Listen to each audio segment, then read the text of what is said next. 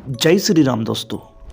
आज की कहानी एक ऐसी जगह की होने वाली है जिसके बारे में आप सभी ने बहुत अच्छे से सुन रखा है। मैं बात कर रहा हूँ मुंबई की। मुंबई एक ऐसा शहर है जो कि अधिकांश लोगों का सपनों का शहर है। उस जगह पर भी एक ऐसी कॉलोनी है जहाँ पर एक लड़की के साथ ऐसी घटना घटी है जिसको मैं भी आपके सामने आगे बताऊंगा। वो लड़की ने मेरे को बताया कि उसने उस चीज़ को महसूस किया और उस चीज़ को देखा है जो हर एक आदमी नहीं देख सकता। यानी कि मैं बात कर रही हूँ उस दुनिया के शख्स की जो ये दुनिया छोड़कर जा चुका है। मैं क्या बात कर रहा हूँ वो सब आपको कहानी के अंदर पता लगेगा। उससे पहले अगर आप चैनल के ऊपर नए आए हो, चैनल को सब्सक्राइब कर देना, वीडियो को लाइक कर देना। कहानी शुरू होती है अब। एक लड़की है ज्योति नाम की, जो कि अपने पापा और अपनी मम्मी के साथ गुजरात के अंदर रहा करते हैं। उसके पापा एक अच्छे खासे व्यापारी है। अब धीरे धीरे उनके जो पापा थे ज्योति के, उनका जो कारोबार था वो धीरे धीरे ठप पड़ने लगा था। उन्होंने प्लान बनाया कि काम करते हैं, अपन मुंबई चलते हैं। मुंबई के अंदर अपना जो काम है वो काफ़ी अच्छा चलेगा और वहीं पर ही रहना अपन स्टार्ट करेंगे। तो तीनों परिवार वालों ने इस बात का डिसीजन लिया और वो मुंबई आ गए। मुंबई आते ही उन्होंने एक कॉलोनी के अंदर अपना घर लिया। जब उन्होंने घर लिया तो अच्छा खासा घर था, कॉलोनी भी अच्छी थी।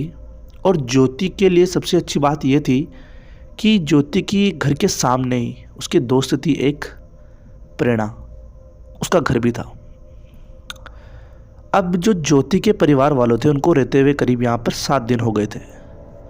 7 दिन के दौरान उनको अच्छा खासा अनुभव हो गया था कॉलोनी के बारे में और वहाँ का जो माहौल था उनके बारे में। एकदम से जो ज्योति है उसकी मम्मी थी, उसकी एक दोस्त थी, उसकी शादी, उनकी तो दोस्त थी ना मम्मी की, उसकी लड़की की शादी आ जाती है। तो उनको इनवाइट किया था, अब जाना पड़ेगा।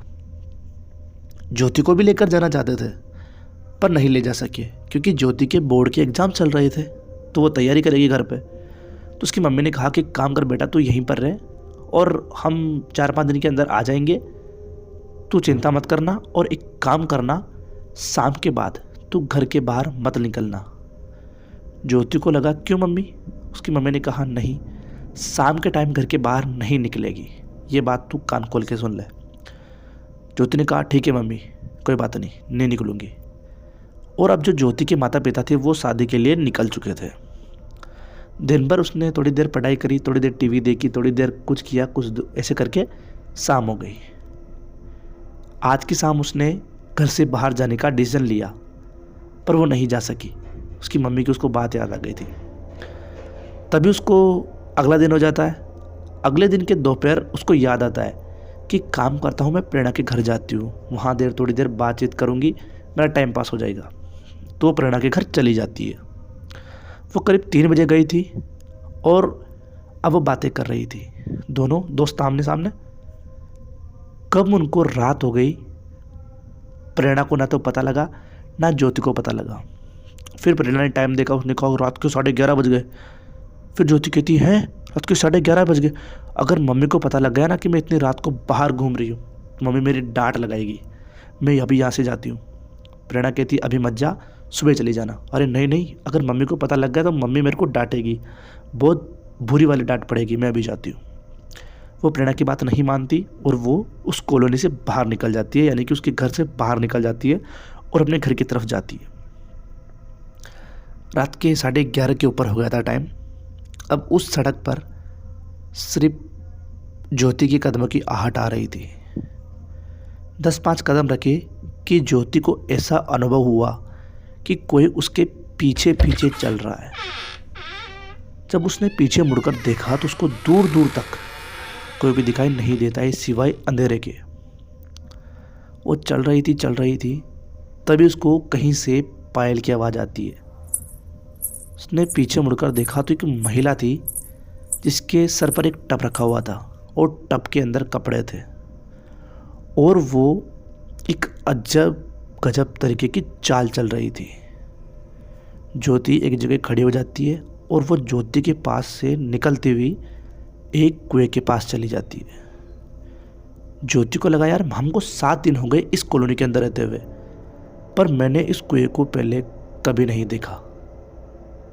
ये कैसे हो सकता है? पर हो सकता है, मैंने गौर नहीं करा इस बात पर।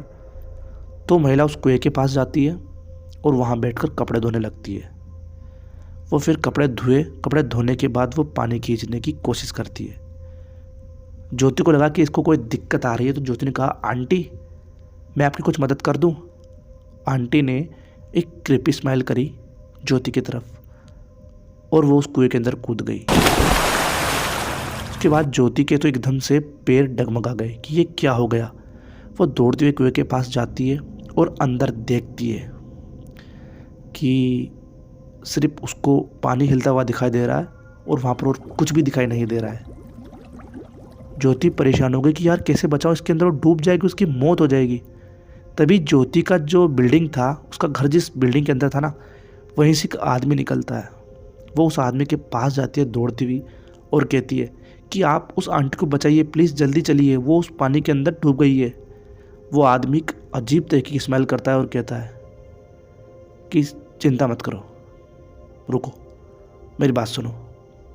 ज्योति ने कहा कि आप कैसी बातें कर रहे हो, वो महिला मर जाएगी, तुम मेरे साथ चलो जल्दी। उस आदमी को कुछ फ़र्क नहीं पड़ रहा था, जिसे वो हर दिन इसी चीज़ों को देखता हो। उस आदमी के हाथ में एक फूल था।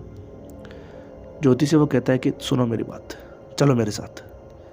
जब उस कुएं के पास गए तो उन्होंने देखा कि ये कुआं बिल्कुल ढका हुआ है। यहाँ पर महिला तो क्या, एक पंछी भी अंदर नहीं जा सकता। ज्योति कहती कि मैंने अभी भी यहाँ पर देखा, मैं झूठ नहीं बोल रही, एक महिला गिर गई है इसके अंदर।